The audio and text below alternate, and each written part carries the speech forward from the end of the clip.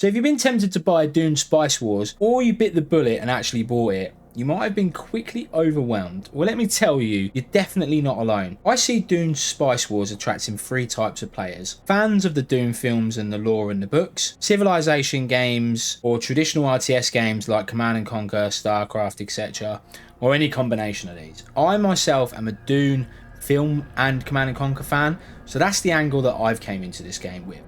And what I think is unique about Dune is that unlike civilization games, which are typically turn-based games, which I personally am not the greatest fan of, Dune is strategic enough like a civilization game without the turn-based element, but not quite as fast as a traditional RTS. Commonly referred to as a 4X strategy game, and if you're like me and you never actually heard of this, it means explore, expand, exploit and exterminate, a subgenre of the strategy-based computer and board games. So with all that knowledge in mind and another British waffling from me, let's dive into my top 5 tips you need to understand to enjoy and have success in Dune Spice Wars. Tip number 5, how to win the game. Now, without altering the win conditionings, there are 5 ways to win Dune, and they're all unique in how you accomplish them, but let's break these down. So first off, you have Domination, which is essentially blow up the enemy's main headquarters.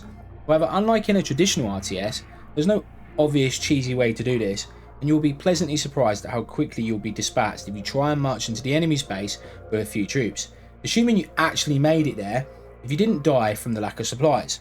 In order to win this way, you will need to carefully plan out upgrades that bolster your army and ensure you have enough Solari to upkeep the cost that troops take to keep on the field, as well as ensure you have the right amount of supplies and intel to provide you when your troops need it in a pinch. All factions are capable of winning in this manner, but I personally prefer the Fremen and the Harkonnens to do it. Next up is Hegemony. This is all about expanding as much as possible and taking over landmarks on the map that give additional hegemony points. Some factions do better at this than others, so be sure to check the skill tree and unique benefits of each faction as well as their councillors. Downside to this is that the bigger you expand, the more fronts you can be attacked from, and it can become very resource hungry trying to build on all the titles required to win hegemony. Also, you can leave yourself open to an easy assassination if you're not careful, and this is because you need to land 3 cells across an enemy's entire region, and the bigger that you are, the harder it can be to locate these. Lastly, there are upgrades and buildings when capturing star landmarks that will allow you to passively increase your hegemony, giving you a better chance of winning this condition. Be aware though, at 20k, all players will have a display of your closing victory in case they wasn't paying attention, and you will need to get 30k to win.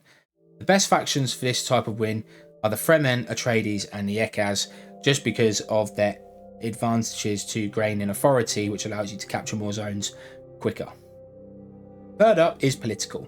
All factions are capable of winning via this manner, but some having more advantages than others. To achieve this, with the Fremen arguably being the worst to achieve this, but by no means impossible, and this is just because they don't start off with much Landsraad stranding. In order to win this manner, you will need to carefully build up your influence and vote your enemies out to get favour with the Landsraad. Each successful vote will get you closer to the Dune governorship, which if held for 30 days can lead to your victory. Bear in mind though, that once you go for the Dune governorship, all players will be aware of this and they will have an opportunity to decline your vote around 15 days halfway through the time frame. Influence can be a tricky resource to acquire, and many aspects of the game need to be upheld in order to achieve this victory smoothly, i.e. not breaking truces with opponents, paying Spice on time, and have an active play in the chone market. The fourth way that you can win the game is through economic. All factions are capable of achieving this, with some factions being able to peak at chone stocks, buying possibilities and different stages of the game. Political votes can impact this, and ultimately your regions you have control in Spice will ultimately be the bulk of your Solari, but not the only way to obtain this. Careful upgrades in the skill tree and plans your faction strengths will be required in order to build up enough stock. At 40% chome stock, all players will be notified that you are trying to obtain this victory if they've not been aware already, and at 50% stock you will win this. Do bear in mind though that if players are smart enough, they could buy it up to 56, 57, 58%, and that would unfortunately cut you out from being able to get the 50% victory, so just be mindful of that. Last up is assassination. All factions are capable of achieving this victory, with the Harkonnen having a slight advantage due to their intel bonuses. Assassinations can only be performed on one opponent at a time, and typically only the person you are trying to assassinate will actually be aware of it. Being the assassin requires careful planning and a stock of resources to ensure the assassination attempt is successful, whilst the attacked will initially be on the back foot until the attempt is discovered. Given the right action is taken, assassinations can be stopped relatively quickly. Alright, tip number 4 then. So understanding the importance of spice. No matter what victory condition you go for, obtaining spice is arguably one of your main priorities, and one spice field is always close to you when you start the game. Any additional fields will need to be seeked out. There are 2 different ways to obtain spice for all factions except the Fremen. Collect in the same way, which is building a refinery on a tile that has spice and then using the harvester to collect it. Ornithopters can be attached to allow quicker detection of sandworms, which will periodically show up, meaning your harvester will need to retreat for a while until the sandworm has moved on. And whilst this is happening, it kind of goes without saying your spice production is going to be on hold. Unlike with the Fremen, who send out a harvesting team which can be sent to a spice field, bear in mind that sandworms do not interrupt spice collection for the Fremen, and they can be stealth with a certain councillor upgrade, and the only faction that can mine spice on neutral territories.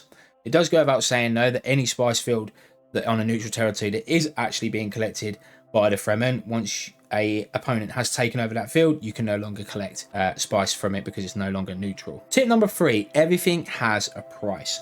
And what I mean by this is that in order to obtain more of something else, it's going to cost you more of another resource. For example, I could build this plascrete factory that will give me plus 10 cascrete, but now I have to pay 20 solari to upkeep it, and it's also going to cost me 2 water, which is now less supplies for my inventory. You see, some upgrades and faction passives can mitigate or give you an advantage in one or more resources, but typically builds, inventory, etc. all come with a cost of something in order to provide something else. So you must make sure you monitor this carefully to ensure that you're not hemorrhaging one resource over another. Tip number 2, tile buffs and synergies. I didn't actually notice at the start, but when you capture a village, you can select it to see what additional buffs it can provide you. You can actually see this before you try and capture it, so you can make a bit of a priority order on what types of villages / tiles that you want to take first. Some of these bonuses may seem a little bit small, but over the course of a game they can stack up and make a massive difference to your overall effectiveness. Alright, now tip number 1, trade agreements.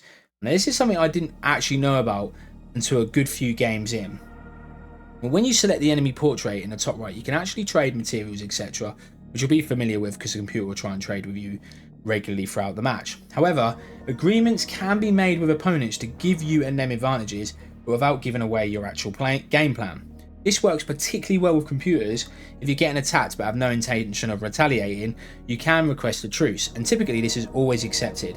Might not work as well online, but can be really useful for offline games and gaining an advantage. Well, these tips weren't in any particular order. I feel like they're all just as important as each other. But that is it for today. If you enjoyed these tips, please let me know. I'm personally really enjoying Dune Spice Wars. I think it's an incredible game, and I did notice that the coverage on it does seem a little bit scarce as of recent. So if you do want more content, or there's something that you want me to specifically cover, let me know and I'll see what I can do. Thanks for watching, guys. Peace.